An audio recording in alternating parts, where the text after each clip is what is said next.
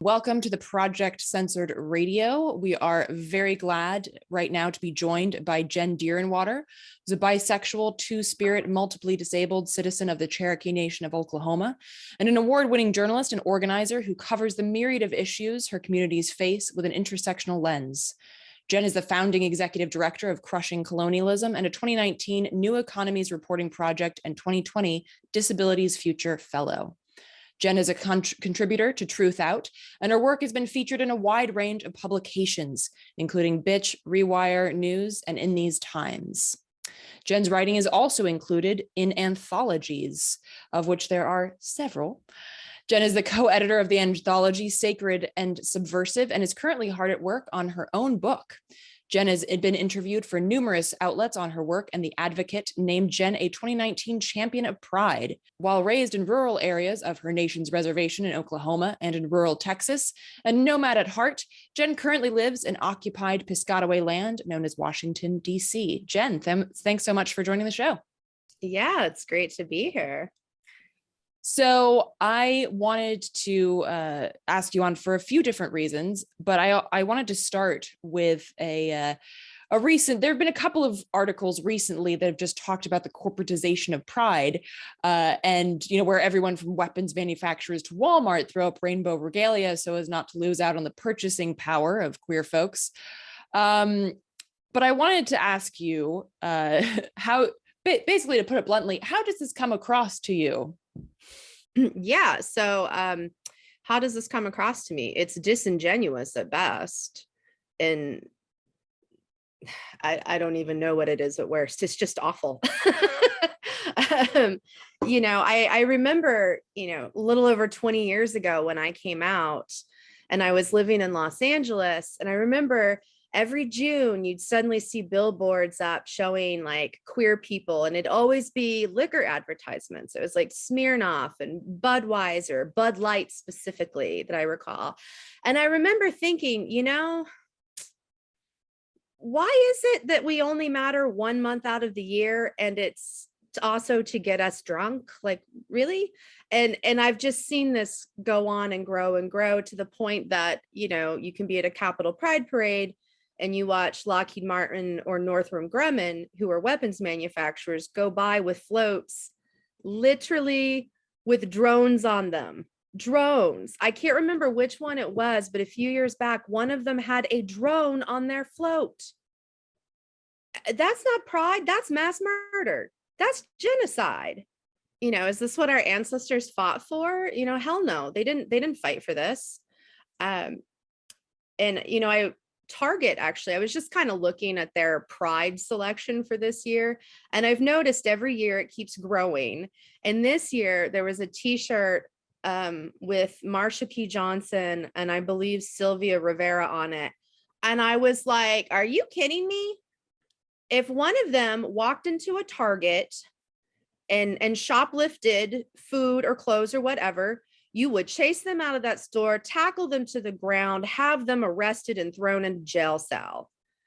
How dare you? Just how dare you? You're not here for us. And we can see that with the donations that these corporations make as well. It's a game. It's making as much money and maintaining as much power as possible. And they'll do that any way they can. And so they send out these disingenuous notions of, oh, we're here for pride, come buy our stuff, and oh yeah, by the way, we're going to give money to politicians who want to take away your rights as a queer person. It's ridiculous. Yeah, it absolutely is. And I believe disingenuous at best, and then a word we can't say on air in reality at worst. But you kind of touched upon this, that pride really started as a riot in literally and figuratively, in terms of the energy and in terms of the literal actions. And it's true that what we now think of as pride in the US started with the Stonewall riots, where cops in New York City were harassing, abusing, and otherwise targeting LGBTQIA folks for the crime of not being straight and or cisgender. The push for justice and for human rights was spearheaded back then and continuously today, predominantly by Black and Latinx queer, trans, and femme folks. And I'm curious how you feel, both personally and professionally, that this clashes with the popular representation and celebration of Pride today. Yeah, I mean, I'm not against celebrating who we are and having a good time. We absolutely should do that and have that, but not at the expense of all of our people. You know, when I look at, I'm just using Capitol Pride as an example since I live in DC and I've organized against Capitol Pride. Um, but you could see this at prides across the so-called US. You know, there's often complete lack of inclusion of indigenous people of the lands. Number one, there's never even an utterance of the term two-spirit. So as an indigenous queer person, that makes me incredibly angry. You don't get to have your pride on our stolen land. Like, that's not okay. You know, it's really upsetting when pride parades require Native people and Native orgs to pay to take part in their parades. I hate to break it to you, but this is still our land. We should not have to pay to march in your stupid parade. You know, pride to me means nothing anymore. The month of June means nothing to me as a queer person. I almost never go to Pride. You know, I might go to Baltimore Pride this year just to be with one of the Native orgs that's going to be in their parade, but I don't get anything out of it. You know, there are tons of cops there. That doesn't make me feel safe. That makes me feel less safe, in fact. You know, it just, it's fake. It's fake. You know, Pride should not be just a party for our most privileged of queer community members. You know, your pride should not come at the expense of our lives. And when you allow weapons manufacturers in your pride parade, that sends a very clear message about which queers you think matter. You clearly are okay with mass murder. That's not pride, in my opinion. You know, I know that I kind of keep saying the same thing, but I'm constantly so disgusted with the direction that pride has gone in this country, and this sort of heteronormativity that comes with it as well. I'm not straight, I'm not cis. I don't want to be straight or cis. I don't want that. I don't want to live in the suburbs and make babies and be married. That's not the life I want. If that's what you want, so be it. But to make it out like all queer people are just like straight people, you know, we're just like you. You know, I just, no, we're not. I'm different, and that's okay. I think I rambled a bit on that question. No, I think that's perfect. And I think that you also, in that way, highlighted so many intersections that are erased in the official Pride celebrations. And I actually wanted to talk to you a little bit about that too, because, you know, Pride is oftentimes highlighted in the US as starting with Stonewall, which I think is, even for, you know, people who aren't Indigenous, that's not true. You know, the fight for queer liberation was happening long before that. But I also wanted to talk about the queerness far before Stonewall, and in fact before the colonization of these lands. So how were identities regarded and treated before the advent of the United States, and how do you see colonialism as a continued attack on Indigenous peoples who don't identify as straight or cisgender? Well, it goes back further than the creation of the United States. You know, it goes back to 1492. So some of our tribal nations had more than just two genders. Not all did, but many did. The Lakota, I believe, had 7 genders at one point in time, according to Candy Brings Plenty. So, you know, I know the Navajo do, you know, there's quite a few nations that had multiple genders, and they weren't seen as less than. They were revered. They were important parts of communities. They were important parts of our families. It was considered a blessing to have a two-spirit person in your home.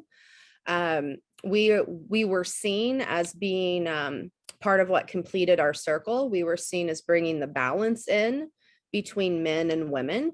We were often used as negotiators within, you know, community disputes and with the, you know, different colonizers that we've had. We've taken orphan children. Some of our two spirits went to war. We have various roles, like very specific roles as well, which is why we say if you're not Native, you cannot be two-spirit. Doesn't mean you can't be non-binary, but you can't be two-spirit because that is a very specific role within tribal nations. But the where this all really started to change was when the Spanish invaded. They brought their white supremacy and their Christianity, and they forced that on us. And over the years, those that were not outright murdered were just erased. They were forced to dress and behave within, the white Christian gender binary, and it's just gone on to the point that now our own straight cis Native relatives are oppressing us. You can see it through like tribal government legislation. You can see it within community spaces. Unfortunately, my people, the Cherokee, are pretty anti-queer. My tribe specifically, Cherokee Nation of Oklahoma, tends to be much more politically conservative. We have a lot of Christian and right-wing tribal citizens, not all, but we have a fair amount. The anti-queerness is unbelievable. And not just in Oklahoma, like it's over 100,000 of us are considered at-large citizens. And so that means we don't live on our reservation. And we have a satellite group here in the DC area because our tribal nation started something called Cherokees at Large. And so we have a satellite community here. And I went to one of their events a few years back, and the things that were being said that were blatantly anti-queer were horrendous. And I don't see my tribal government doing anything to address the needs of our queer citizens. I've tried talking to one of our at-large tribal legislators, and her response on anything I ask her about, from disability to queerness, is always, I don't know, it's fine, it's not a problem, or it's just all the Christians in Oklahoma. So it started with the white invasion, but now our own relatives do this to us. And then within non-Native queer community, we are erased as the people of this land. Our two-spirit identities are erased. It's just being a minority within a minority within a minority, and often feeling like no one loves you, no one cares. You could disappear tomorrow, and your own people may not even care.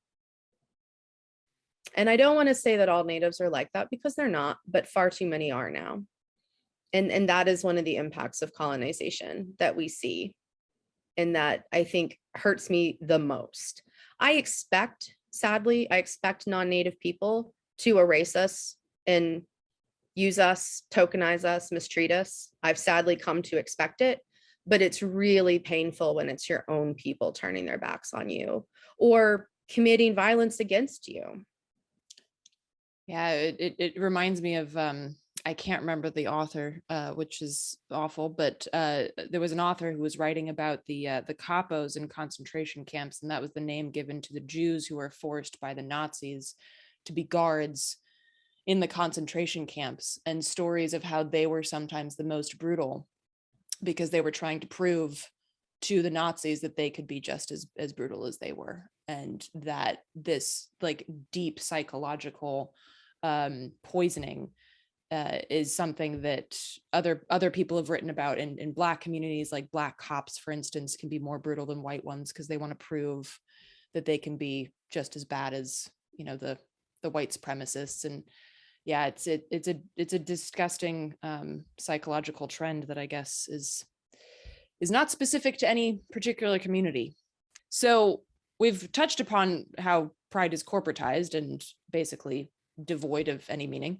But I wanted to ask your suggestion for queer folks that want to celebrate and allies and accomplices. What do you think would be a radical way to celebrate Pride? Well, it's certainly not going to be in our Pride parades and festivals, that's for sure. I would say, first of all, and this is a really big grand scale ask, but the parades need to be turned back into marches. That would also take away the need for all these corporate sponsors as well, because if it's a march, it's a First Amendment activity, and you don't need expensive permits for that. Whereas a parade, you do need expensive permits. And so that's part of why we have had this corporatization of Pride, is to pay the high expenses just in city fees and stuff. So that's number one. I'd like to see them turn back into marches, not parades. But also host your own events. You don't need to mess with your local Pride board and committee. Honestly, I would say don't waste your time. Host your own events, do your own things. If that includes doing direct action, if that includes movie screenings, I mean, there's all kinds of things you can do. Back in, I believe, 2017, there was a large group of queer folks and accomplices that came together actually as a response to Capitol Pride and how horrific it is. And we did something called No Justice, No Pride. And that included a lot of direct action, but it also included like a family-friendly march. We did a film screening with you. You helped us. We did all kinds of events and things. So, there was that direct action, the metaphorical throwing of bricks aspect to the Pride that was organized, but it was also like, no, we can have fun. We can do things to celebrate and have a good time. So I think that's really the big thing I would say, is start organizing your own stuff. And also make sure your things are disability accessible. And disability accessible means more than just following the Americans with Disabilities Act, which frankly is not a very good piece of legislation. Make your things accessible. Start bringing in disabled people and like people of all disabilities, because one person's access needs are not the same as another. That's a big problem with Pride, is that disabled people aren't welcome either. And I'll just use this example real quick, but there's an event that just happened in New York City last weekend called Crip the Rainbow. And it was an entirely disability created event. It was by and for disabled queer people. And, we need to see more of that from within our communities. And we need to see the funding and supports and the resources so that our communities can have those sorts of events and actions and really take back Pride for ourselves and what it should be, rather than this big corporate mess. Yeah, I think that, you keep circling back to and highlighting the importance of intersections here, because queer liberation cannot exist if there isn't Black liberation and Indigenous liberation and Latinx liberation. And it's really and disability liberation. There are so many intersections here that you can't pull away from queer, because queer people are not like just white cis people. So it's like, you have to, if you're talking about queer liberation, you necessarily have to talk about all these other things. And I want to also turn to another intersection that touches on this, that you discuss personally and professionally in an upcoming anthology called We Organize to Change Everything, Fighting for Abortion Access and Reproductive Justice, that's available now from Verso Books. People can get it for free. Your access to abortion as a bisexual, two-spirit, Indigenous, disabled person.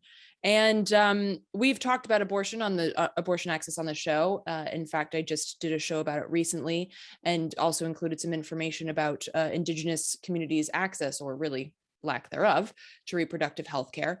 But I wanted to highlight again these intersections that are so often overlooked or purposefully, hidden and not discussed. And in your essay, you describe how disability access to reproductive health care is horrific on a totally different scale, but I don't think a lot of folks understand. And that Indigenous folks are more likely in this country to be both poor and disabled. Can you talk a little bit about these intersections and how they compound specifically in terms of access to reproductive health care? Yeah, so those of us that are considered American Indian and Alaskan Native, and I say considered because these are not our words for ourselves, but this is how data is collected on us. We actually have the highest rates of disability in the so-called US per capita of any other ethnic or racial group. I believe it's 24% of our community has a disability. Frankly, I think that number is significantly higher. There are many people who actually are disabled who don't call themselves disabled, particularly in Native community. So I honestly think the numbers are probably much higher than that. So I talk about this in the book, but the Hyde Amendment is a big part of keeping many of us from having access to abortion. So the Hyde Amendment says that federal funds cannot be spent on abortion except to save the life of the pregnant person or in cases of rape or incest. As you talked about on your last show, Indian Health Services has almost never provided abortions, even within the strict guidelines of the Hyde Amendment. And for me, example, I am on Medicare and I have Medicaid because I am disabled.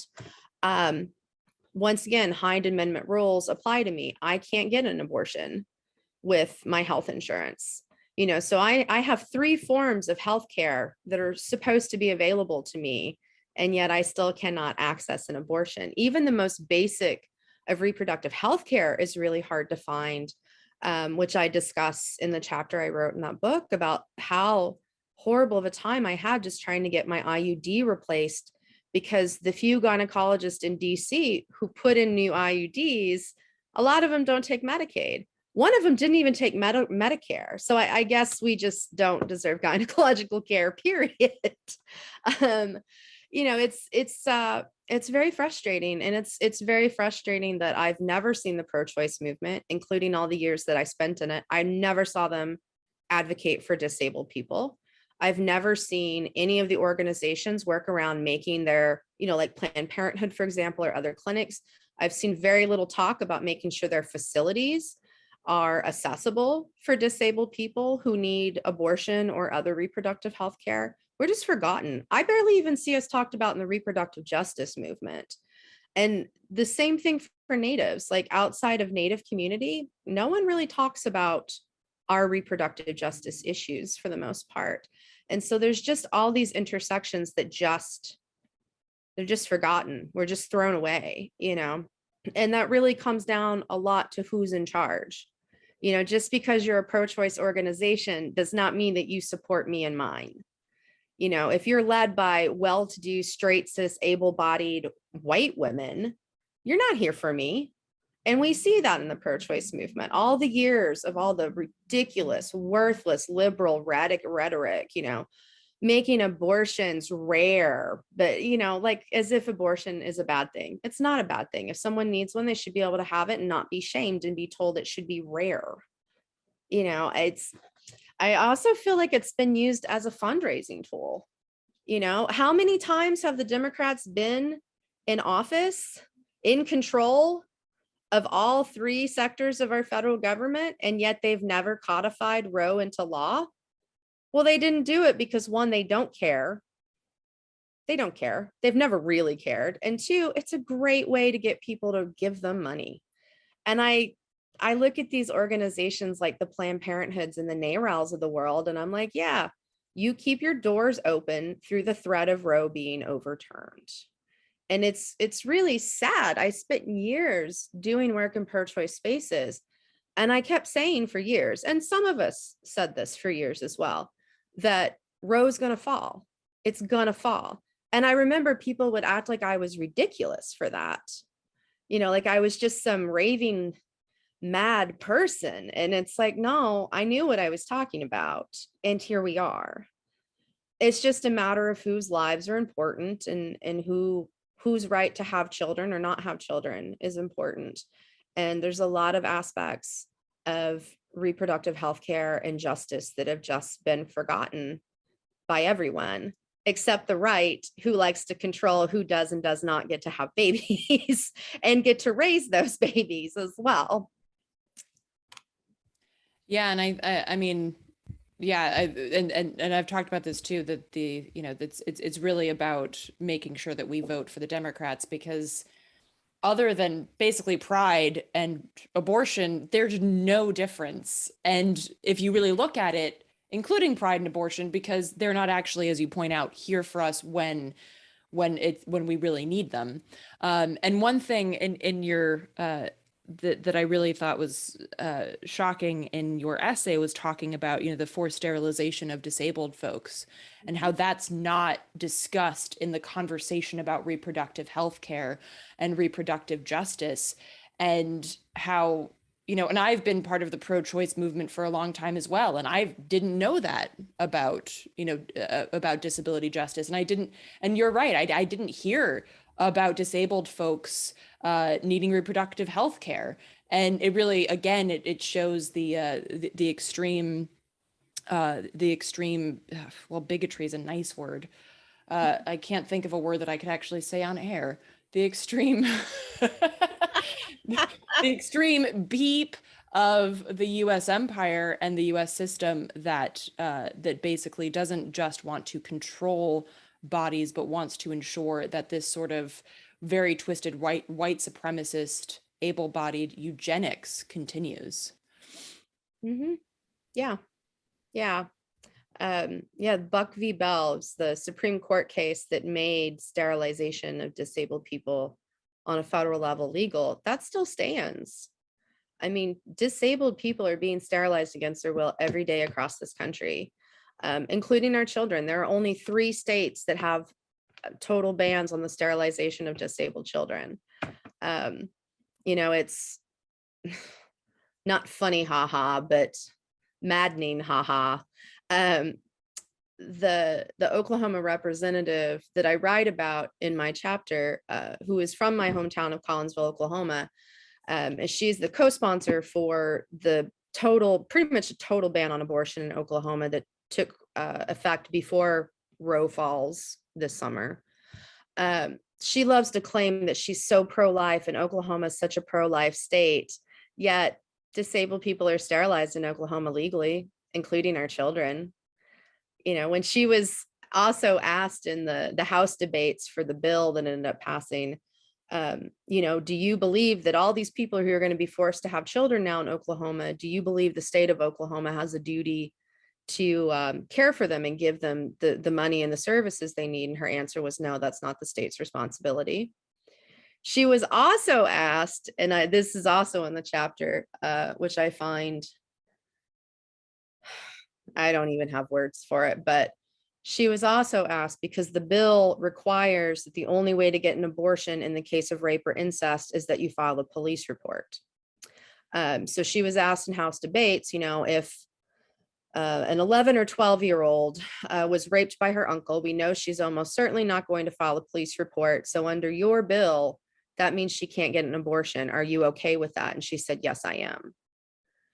So these quote pro-life people, I mean, we've always known this. It's always been there. It's always been blatant. People just didn't pay attention, but they don't care about life. They don't care about children. It's so clear.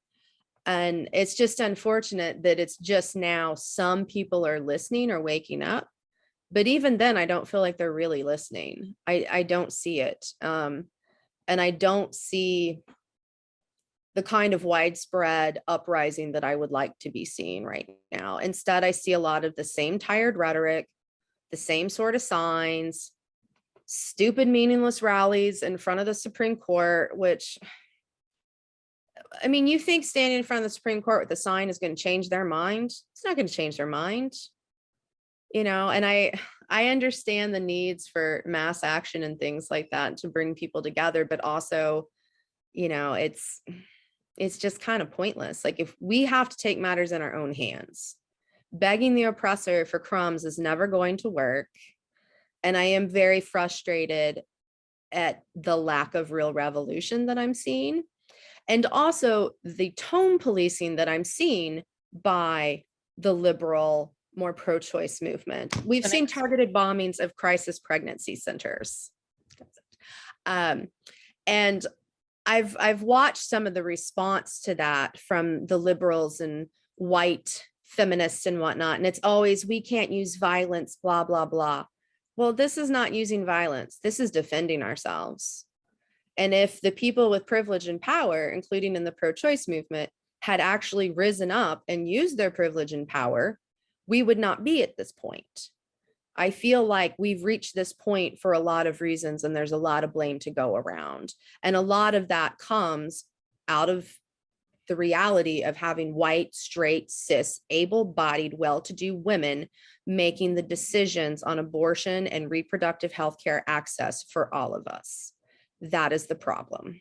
Yeah. And yeah, as you put it, they get to define what's okay. And then the people that are left out, which is the majority, are just supposed to sit down and take it. And then they get mad when they fight back. And yeah, I mean, if Pride was a riot, and if, when was the last time anything changed in any country because people ask nicely? I can't Yeah. think of anything. No, it's asking nicely is not going to get you what you need. It's not. It's going to take mass action, real revolution, and on multiple levels. I mean, everything is so awful in the US. I mean, you just pick any issue and it's like, oof, things are bad. I mean, the level of state surveillance that's growing. I mean, it's now legal to have border patrol and federal agents just breaking into your house and assaulting you if you live within 100 miles of the US border, which includes Most people. Yeah, it's 2/3 of the US. It includes entireties of states like Massachusetts and Hawaii. It includes those of us living in DC and New York, and that's, it's terrifying. Like, how do we rise up when this is the reality? Also, something that I wanted to mention is the backlash by the misogynists out there and the way they're using our civil courts to keep, women and femmes quiet, whether it's about abuse or possibly this. The editor for this anthology had actually asked me when I talked about my ex-partner in my particular abortion, she asked me, like, are you sure you want to include this? He could sue you, or he might sue you. And I said, well, only 2 people know who he is. This is not like, he's not going to be known unless he does sue me. Also, I have no money, so it'd just be stupid and pointless to sue me. But that's the reality.